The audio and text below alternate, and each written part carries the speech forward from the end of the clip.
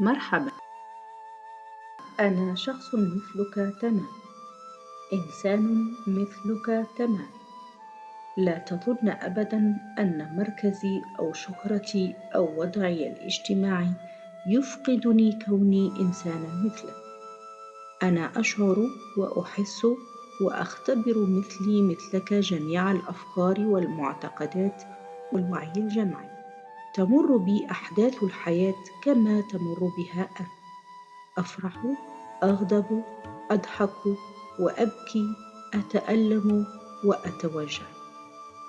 هذه هي طبيعة الحياة. تجربة الاقتراب من الموت. ربما أنني كنت قد سمعت عنها منذ زمن بعيد، ولكنني ظننتها مثلك خرافة أو تهيؤات عقلية يمر بها هؤلاء الأشخاص الذين يسردونها، إلى أن حدث معي شيء من هذا القبيل. أنا شخصياً، نعم أنا وليس غير. في يوم من أيام الصيف الحار بلغ بي الحزن ما بلغ على أمر كان يشغلني، وصعب علي إيجاد مخرج منه. فاستلقيت على السرير وأنا أسلم نفسي بكل طواعية إلى ملك الموت، وكنت أرجو أن يزورني عاجلاً وليس آجلاً، ولكنني طبعاً لم أكن أعرف ما سيحدث إطلاقاً، ولا كيف سيحدث إن وافق المجيء إلي. شيء ما حاول الخروج فجأة من ذراعي الأيسر، متسللاً كحشد من الطاقة يغادر مكاناً كان يشغله، لكنه شيء ناعم ولا يصحبه أي ألم. وإذا بي أشاهد جسدي مستلقي على السرير وأنا لا أكاد أرى نفسي، بل لا، بل لم أكن لأراها، وبدا لي أنني دخلت عالماً لا حدود له من السعة والفراغ الجميل. إنني أطير وأحلق في كل مكان، بل كل مكان كان في نفس الوقت المكان ذاته. أعرف أنه يصعب عليك تخيل ذلك، لكنها الحقيقة.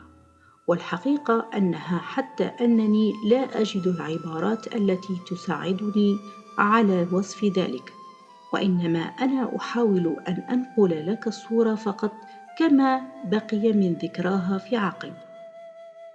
الغريب أنني تحولت إلى كيان في قمة الحرية والخفة، لا يملك جنساً، لا هو ذكر ولا هو مؤنث، إنه هو فقط.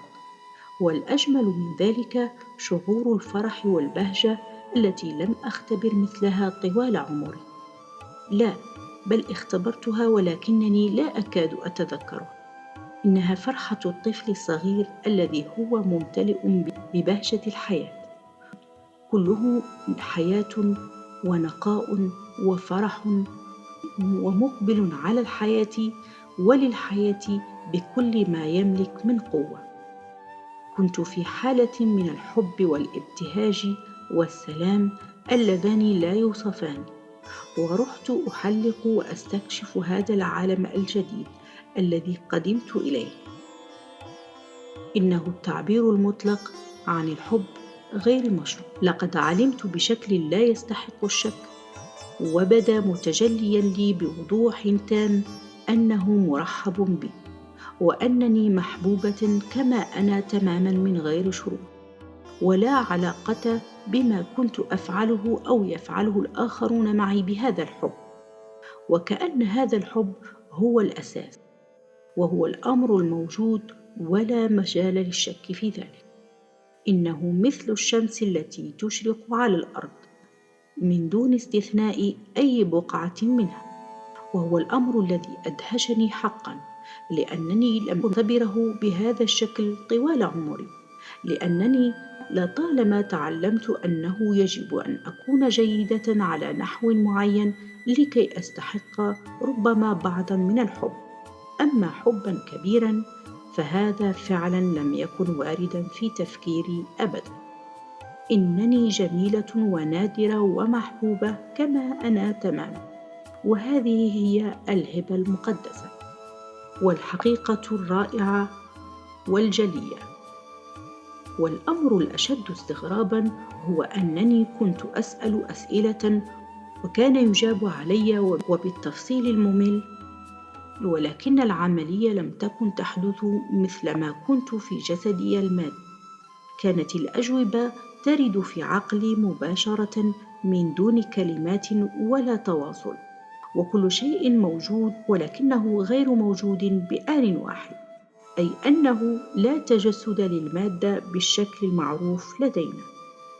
غير أنه وفي نهاية فسحتي هذه طلب مني بلطف تام أن أرجع إلى جسدي، وحينها فقط عرفت أنني كنت قد غادرت جسدي المادي، ولكنني لم أشأ فعليا الرجوع طبعا. وتمسكت بهذه الحالة التي لا توصف روعته، حتى أنني بكيت مثل الطفل الصغير الذي طلب منه أن يترك ويغادر لعبته المفضلة على الإطلاق.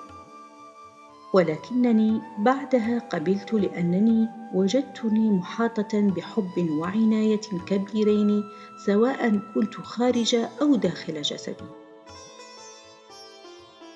ولأنني اقتنعت بأن رسالتي لم تكتمل بعد ويجب أن أرجع لإتمامها.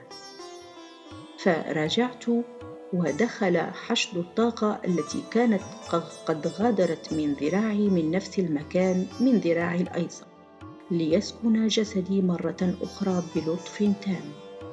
فاستفقت بعدها ومعي ذلك الشعور الذي لا يوصف، شعور بالنعيم والبهجة، ولكن صدقوني هو شعور فوق الوصف صراحة، ولا يمكن نقله أبدا، بل معايشته فقط.